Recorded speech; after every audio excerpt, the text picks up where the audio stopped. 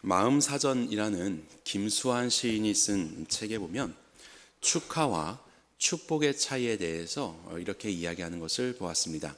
간단하게 개괄적으로 제가 정리를 해봤는데요. 축하는 가진 것에 대한 것을 축하하는 것이라면, 축복이라는 것은 가질 것에 대한 것을 축복하는 것이다. 꼭 그렇지는 않을 수 있겠지만 그래도 축복은 현재 없는 것들도 바라보는, 현재와 미래를 포함하는 것이 아닌가라는 생각이 듭니다. 자, 두 번째로는 객관적인 행위가 축하하고 있구나 라고 할 수 있다면, 축복이라는 것은 좀 주관적인 것이다. 이것은 꼭 행위로 드러나지 않는 것일 수도 있고, 마음에서부터 내가 너를 축복한다로 되는 주관적인 개념이다 라고 이야기하는 거예요. 그리고 축하는 서로 다른 존재로서 하는 것이다. 너에게 그런 일이 있구나, 나는 다른 사람이니까 축하한다. 가로치고 배도 아프다, 이럴 수도 있겠죠. 하지만 축복이라는 것은 같은 자리에서 포개어진 존재로서 그가 정말로 복을 얻기를 바라는 마음으로 그 사람의 자리에서 하는 것이 축복이다, 이런 이야기가 써 있었습니다. 그리고 축하는 좋은 일에만 하는 것이고, 축복은 그렇지 않은 일에도 언제나 할 수 있는 것이다 라고 그렇게 적혀 있었습니다. 축하를 많이 하는 것도 참 좋겠지만 우리 성도들은 서로를 축복하는 존재가 되었으면 좋겠습니다. 우리의 인생 가운데 얼마나 많은 일들이 있습니까? 그 일들, 아무리 굽이 돌고 또 눈물이 나는 일이 있어도 그 자리에서 그와 다른 자리에서 말해주고 빌어주는 것이 아니라 그와 같은 자리에 서로 포개어져서 진심으로 축복할 수 있는 존재, 그것이 바로 주님의 사랑을 가진 성도의 존재가 아닌가 생각이 듭니다. 우리 예수님께서 이 땅에서 많은 사역하셨죠. 예수님의 3대 사역이라고 복음을 증거하셨고, 하나님의 것들을, 말씀을 가르치셨고, 그리고 아픈 자들을 치유하셨습니다. 이것을 3대 사역이라고 하는데, 그 사역들이 여러 가지 모습을 통해서 그들과 함께 하셨고, 그들과 함께 우시기도 하시고, 싸매어 주시기도 하시고, 가르치시기도 하시고, 때로는 책망도 하시는 여러 가지 모습을 통해서 예수님은 당신의 사역을 하셨습니다. 자, 3년의 공생애를 마치고 이제 예수님께서 이 땅의 사역을 마무리하는 그 마지막 때, 가장 마지막 때에 어떤 모습으로 이 사역을 매듭을 지셨는가, 이 사역을 우리 가운데 보여주셨는가. 예수님의 가장 마지막 이 지상에서의 모습은 바로 축복하심이었습니다. 축복하심. 오늘 말씀을 보시게 되면 예수께서 그들을 데리고 베다니 앞까지 나가사 손을 들어 그들에게 축복하셨다. 베단이라는 곳은 예루살렘의 동남쪽에 감람산이 있었습니다. 감람산의 동쪽 기슭에 있는 마을이 베다니입니다. 예수님은 이 감람산에서 승천하셨습니다. 이 베다니에서, 감람산 베다니에서 예수님께서 십자가를 지으실 때 나귀를 얻고, 그리고 나귀를 타고 예루살렘으로 입성하지 않습니까? 그때 사람들이 막 호산나 이렇게 환호하며 이렇게 예수님을 찬양했었는데요.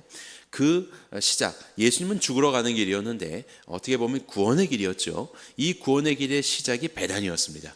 베다니에서 이제 그렇게 들어가셨는데, 마지막, 예수님께서 이 마지막 때에, 이 지상사역의 마지막 때에 계시었던 것도 역시 베다니였습니다. 그 베다니와 또 감람산에서 이제 제자들을 만나시면서 마지막으로 말씀하시며 하늘로 올려가셨는데, 무엇을 하셨냐면 손을 들어 그들에게 축복하셨다. 축복하실 때에 그들을 떠나 하늘로 올려주셨다. 축복이라는 말이 2번이나 등장하고 있습니다. 여기에 축복은 율로게오라는 말을 쓰는데, 이것은 좋은 말을 하다라는 원어의 의미를 가지고 있어요. 우리에게 정말로 좋은 것을 말씀해 주시는 거예요. 너에게 정말로 좋은 것, 그것을 빌어주시는 것이고, 또 그것을 우리에게 허락해 주시겠다고 약속하는 것이고, 좋은 것을 바라보며 그 안에 머물라고 우리에게 격려하고 계시는 것이죠. 그것이 바로 예수님께서 우리에게 주신 축복입니다. 예수님은 이렇게 마지막 때, 마지막 그 사역의 순간 속에서 우리에게 하셨던 것, 거듭 율로게오 축복하시고 축복하셨다. 그러면서 축복하실 때에 하늘로 올려지셨다. 그러다가 이제 구름에 가려워서 안 보이게 되셨죠.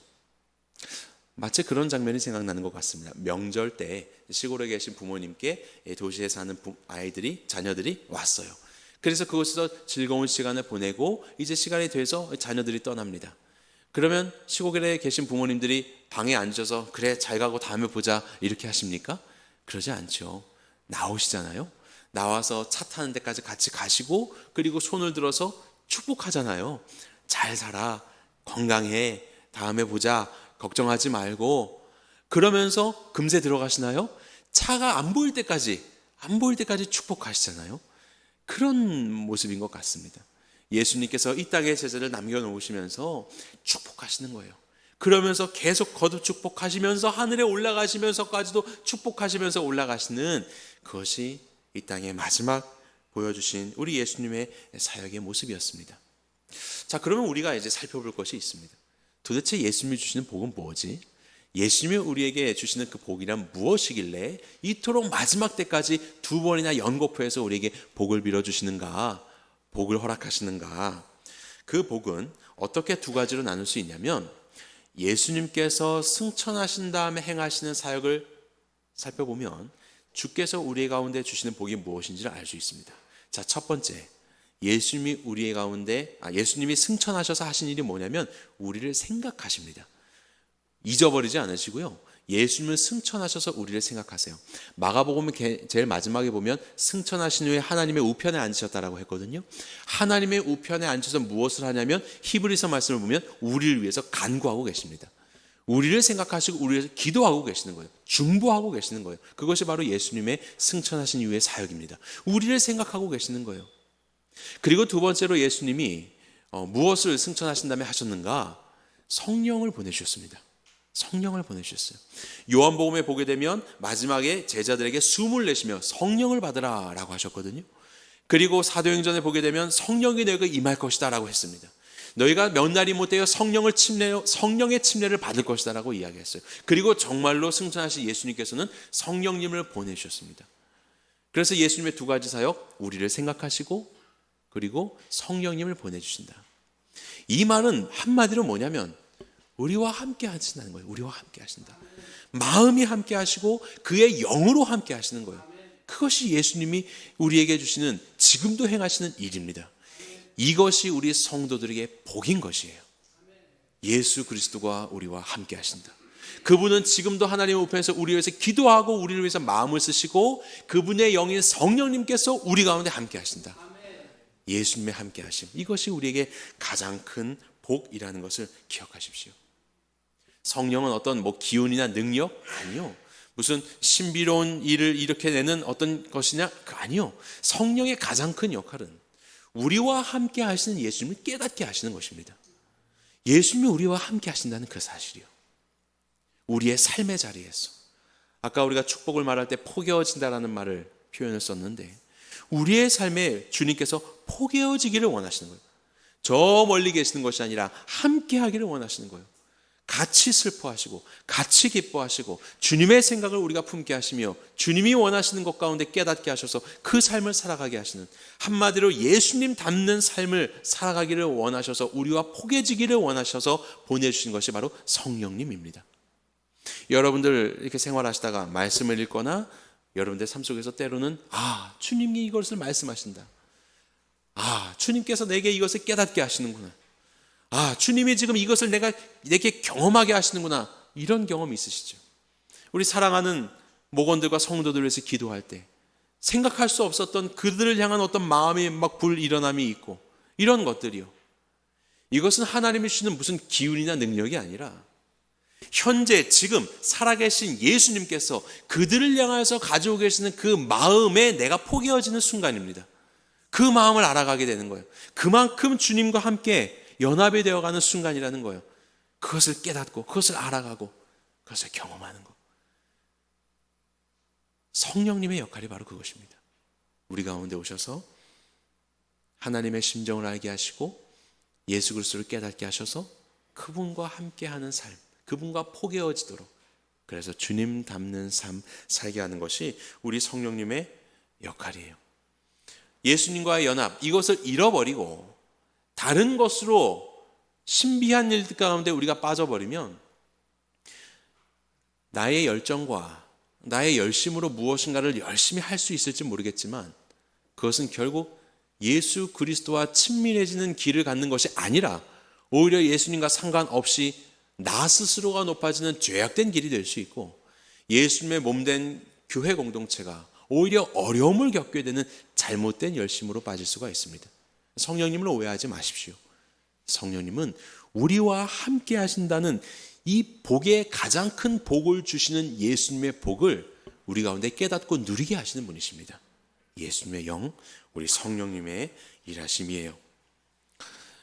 그럼에도 불구하고 우리는 예수님이 우리 가운데 주셨던 이 축복, 우리와 함께 하신다는 그 복, 이것을 들으면 김이 셀 때가 있죠.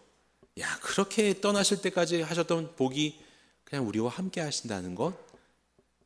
아유, 난 좀 그거 말고 다른 복을 원하는데. 우리가 많이 얘기하는 건강의 복, 물질의 복, 평안의 복, 줄줄 나오지요. 많이 들어봤으니까요. 그런데 예수님이 우리에게 주시는 복은 무엇이라고요? 무엇이라고요? 여기서부터 이제 갑자기 이제 뭐라고 말해야 되지? 함께 하신다는 복, 예수님과 포개어진다는 표현 자체가 막 생각을 해봐야 돼. 왜 그래요? 안 들어봤으니까. 기도를 하지 않았으니까. 물질의 복, 건강의 복, 평안의 복은 많이들 이야기하고 들어왔지만 주께서 정말로 우리에게 주기를 원하셨던 당신을 우리에게 보내주셔서 우리와 함께하는 그 복, 다른 말로 임마누엘의 복, 하나님 우리와 함께 하시는 복, 이 임마누엘의 복을 잘 말하지를 않다 보니까 주께서는 이 세상 끝날까지 우리와 함께 하신다고 말씀하셨는데, 마태복음에 보면 마지막 지상사명 주면서 모든 족속으로 너희가 제자를 삼는 그 모든 곳, 어느 곳에 가든지 내가 너희와 그 어느 곳에서 항상 함께 할 거야. 어디든지 언제든지 나는 너와 함께 할 거야. 이런 축복의 말씀을 예수님이 주셨는데 우리가 그것을 복이라고 생각하지 못하고 그저 세상에 있는 없어질 것들 가운데 마음이 놓여 있으면 이것은 주님의 복을 잘 모르는 것이죠. 그 복을 받지 못하게 되는 것입니다.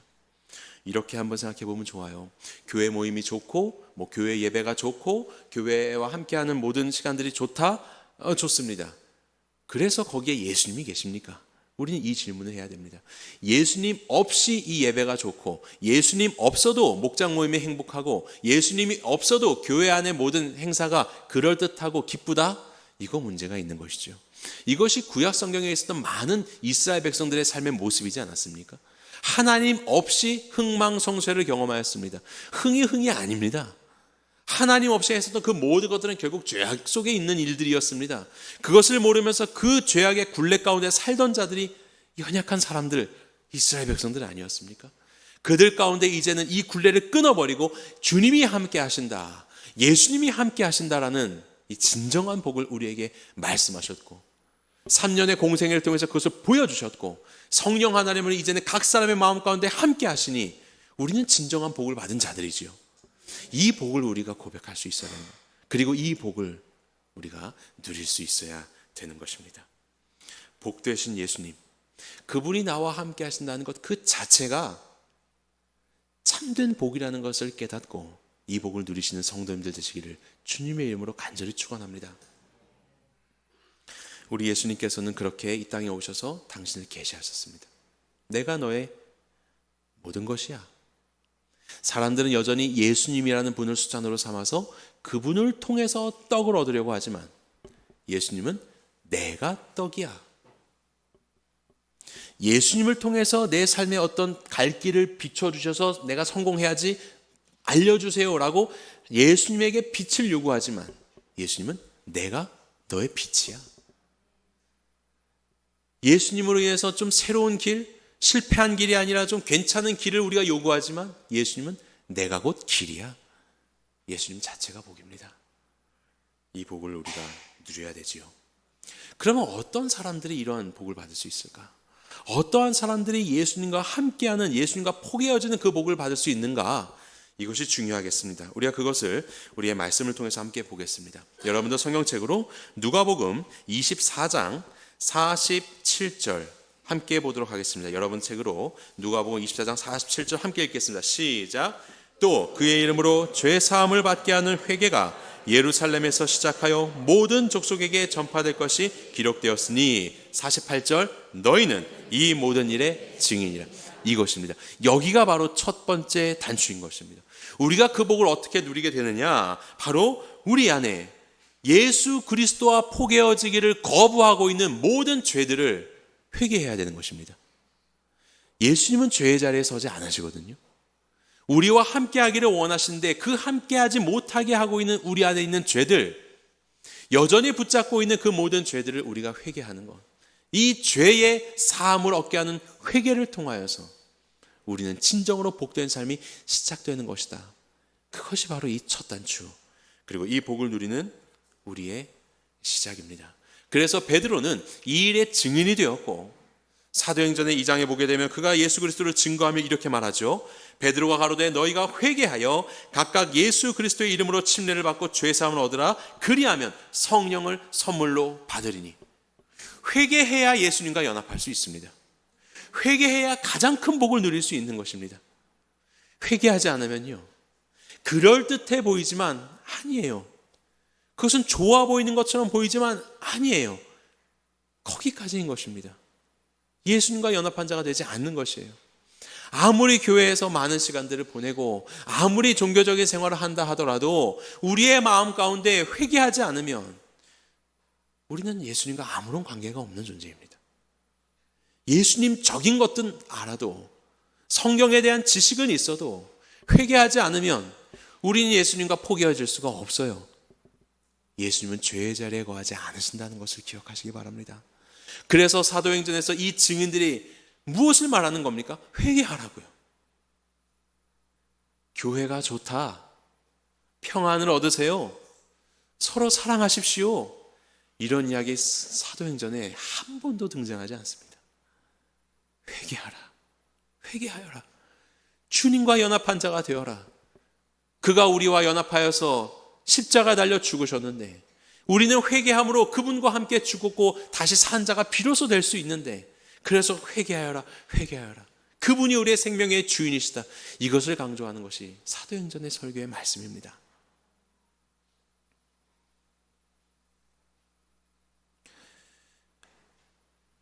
오늘날 이런 회개의 메시지가 참 증거되기가 어려운 시대를 살고 있죠.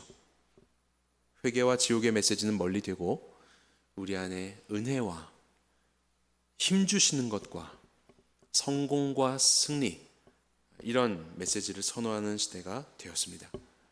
그런데 누가복음은 사도행전의 서론과도 같다고 말씀드렸죠. 같은 누가가 그 하나님의 은혜를 입어 기록한 것인데, 사도행전의 역사가 어떻게 이루어지게 되느냐, 그것은 누가복음을 보면 알 수 있어요. 누가복음의 이 맞춰지는 순간을 보면 사도행전의 첫 단추가 어떻게 시작되는지를 알 수 있어요. 그것은 바로 회개입니다. 9월 말이 되면 이제 우리나라에서 로잔 세계 대회가 열린다. 이전에 한번 말씀드렸죠. 연초에. 선교에 대한 것이죠. 복음에 대한 이야기입니다. 그래서 많은 교회들이 사도행전을 본문으로 이 한 해를 살고 있습니다. 야, 사도행전적 교회가 되어서 하나님의 복음을 증거하고 선교의 사명을 감당하자. 그래서 많은 구호와 많은 일들을 만들어내고 있습니다. 그런데 그 사도행전의 역사를 쓰기 위해서 우리 가운데 가장 먼저 필요한 첫 단추는 무언가 조직을 하고 으쌰으쌰하면서 그럴듯한 것들을 만들어내는 것이 아니라 회개하는 것입니다. 회개하는 것. 예수 그리스도보다 높아지고 주님이 아닌 내가 내 삶의 주인 되어서 살아왔었던, 하나님을 안다라고 하였지만 하나님조차도 나의 주인된 왕된 나를 위한 하수인과 수단으로 전락해버리는 그러한 거짓된 삶을 살았었던 우리의 죄를 회개해야 되는 것입니다. 누가 나의 주인인가? 나는 누구를 위해서 존재하는 사람인가? 예수 그리스도 그 외에 다른 것들을 우리의 삶의 중심으로 두었던 것, 우리는 그것을 회개해야 되는 것입니다. 성령 하나님의 역할은 무엇이냐면 우리 가운데 오셔서 책망하시는 겁니다. 주님과 포개어지지 않고 사는 우리의 모든 그 죄를 책망하시고 깨닫게 하시는 거예요. 이것이 내 안에 생각이 날 때 회개하셔야 됩니다. 이것이 은혜입니다. 그것을 내게 깨닫게 하시고 책망하실 때 그것을 회개하고 돌이켜서 죄의 사함을 얻고 회개에 합당한 열매를 맺는 것. 회개에 합당한 열매는 무엇입니까? 돌이키는 것이잖아요. 돌이키는 것. 그 삶을 살아가지 않는 것.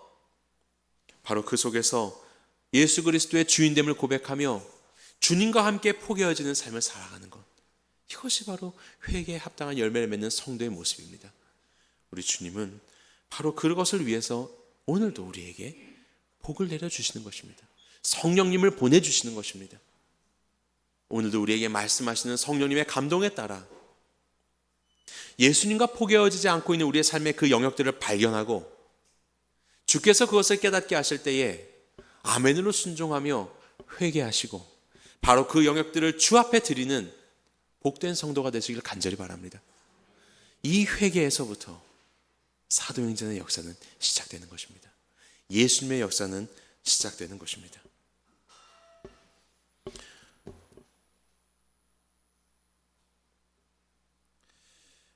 그러면 이렇게 회개를 한 존재는 어떠한 삶을 살아가는가? 그렇게 예수님과 포개어진 존재로서 우리는 이제 어떠한 삶을 살아가는가?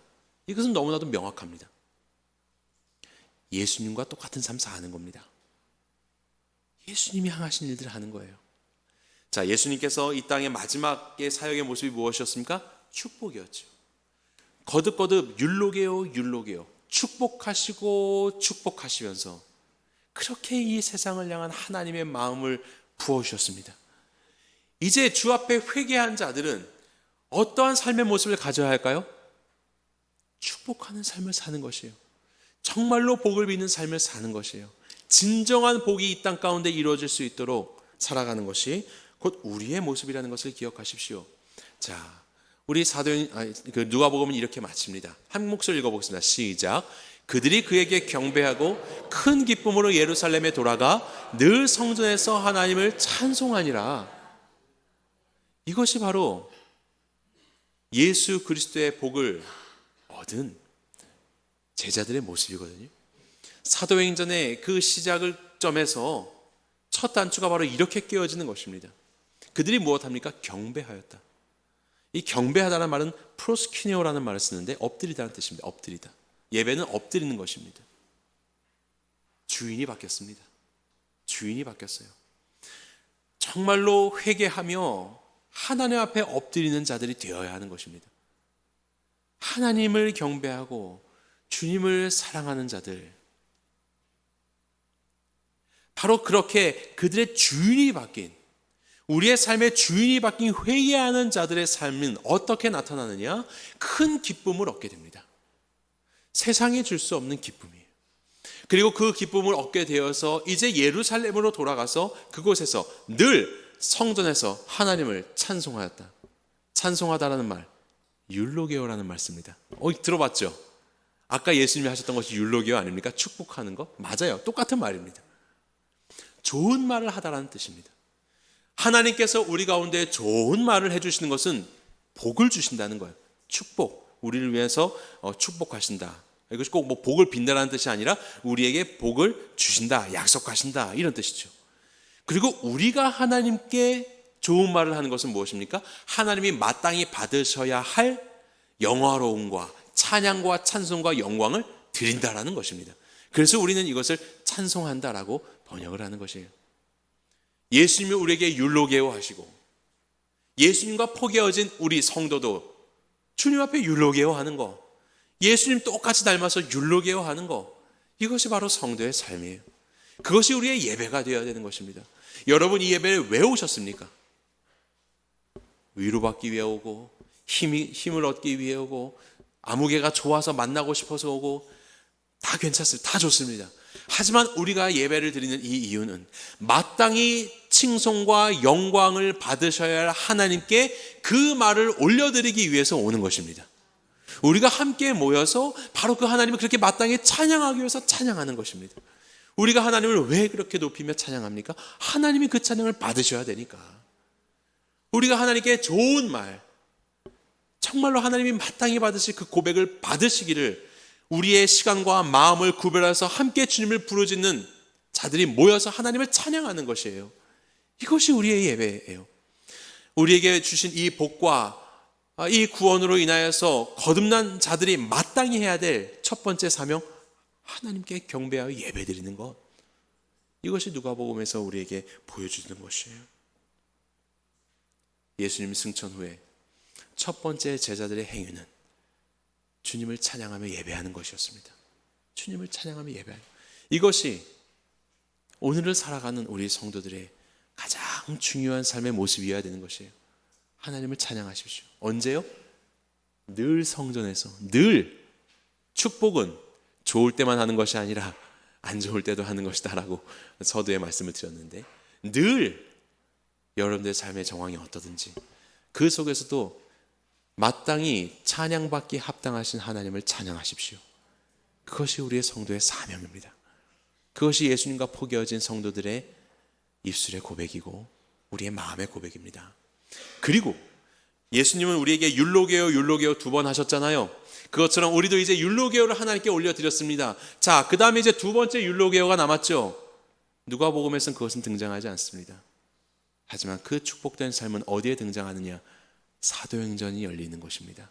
사도행전에서 이제 하나님을 찬양하는 주의 백성들이 세상을 향하여서 예루살렘에서부터 시작하여 로마에 이르기까지, 아니 땅끝에 이르기까지 세상을 축복하는 삶을 살아가는 것입니다. 여전히 세상은 우리에 대하여서 해하고 박해하고 어려움을 주지만 그들에게 진정한 복을 빌어주는 예수 그리스도의 함께하심과 주님의 사랑하심과 구원의 메시지를 증거하는 이 참된 복을 예수님의 제자들이 증거하기 시작한 것이에요. 율로게요의 삶을 살기 시작하는 것이에요. 그것이 바로 사도행전의 기록입니다. 우리 새누리 성도님들이 바로 이렇게 예수님을 닮아 축복하는 삶을 살기를 간절히 바랍니다. 가장 먼저 우리의 이 모든 예수님 아닌 다른 것들을 붙잡아 살아왔었던 바로 그 죄악된 모습, 여전히 내가 주인 되었었던 바로 그런 죄를 아버지 앞에 회개하고 나의 주인 대신 주님 앞으로 돌아와 주님을 나의 모든 것으로 삼고 나의 주인과 왕으로 삼으며 이제는 예수님과 함께 포개진 그 삶 속에서 주님이 이 땅 가운데 하셨던 것처럼 우리도 율로게요, 하나님을 찬양하는 삶을 사는, 하나님을 기뻐하는 삶을 사는 성도가 되시기를 바랍니다. 그리고 이제 우리에게 주신 이 영혼들을 축복하는 삶을 사는 것, 교회 공동체 안에서 이 축복을 연습하십시오. 우리 안에서 서로를 험담하고 막 수근수근 거리고 끌어내리고 막 뒤집어 버리고 하는 그런 거 말고 정말로 서로를 축복하는 삶, 이 축복의 인사를 건네는 우리 성도가 되기를 간절히 바랍니다. 어떤 성도가 여러분의 마음을 어렵게 하나요? 어떤 일들이 그로 인하여서 막 어그러지고 그렇게 되나요? 그러면 비난하지 마시고 축복하십시오. 축복이 무엇입니까? 그 성도가 예수님과 함께 포개어지게 하소서, 주님과 함께 연합하는 자가 되게 하소서, 성령 하나님 그의 마음을 두드려 주시고 주님이 주시는 그 마음으로 하나가 되게 하여 주셔서 하나님이 주시는 진정한 기쁨을 회복하는 우리 성도가 되게 해주시고 그 속에서 그가 복의 근원이 되어서 그를 통하여서 많은 이들이 유익을 얻게 되는 일에 쓰임받는 참된 복을 얻는 우리 성도가 되게 해주십시오. 이러한 축복의 마음으로 그 아무개를 축복하시기 바랍니다. 그리고 그 속에서 여러분들 점검하세요. 나는 어느덧 예수님과 포개어지지 않고 있는 영역은 있지 않은가? 나는 어느덧 주님이 하시는 그 역사 가운데 동참하지 않고 있는, 내가 스스로 주인 되어 있는 그 영역들이 내 안에 있지 않은가? 이것을 돌아보시기 바랍니다. 그리고 주 앞에 엎드려 회개하십시오. 오늘도 우리를 생각하시고 오늘도 우리와 함께하기를 원하시는 예수님께서는 미쁘시고 의로우셔서 누구든지 그 앞에 죄를 회개하고 자백하는 자에게 그 죄를 용서하시고 사해 주시기 때문에 그렇습니다. 주 앞에 엎드리십시오. 그리고 다시 축복의 입술을 가지십시오. 축복의 마음을 가지십시오. 율로게요의 삶을 사시는 그런 우리 성도님들이 될 때 우리를 통하여서 사도행전의 역사가 일어날 줄 믿습니다. 이 일들 가운데 쓰임받는 우리 모두가 되기를 주님의 이름으로 간절히 축원합니다.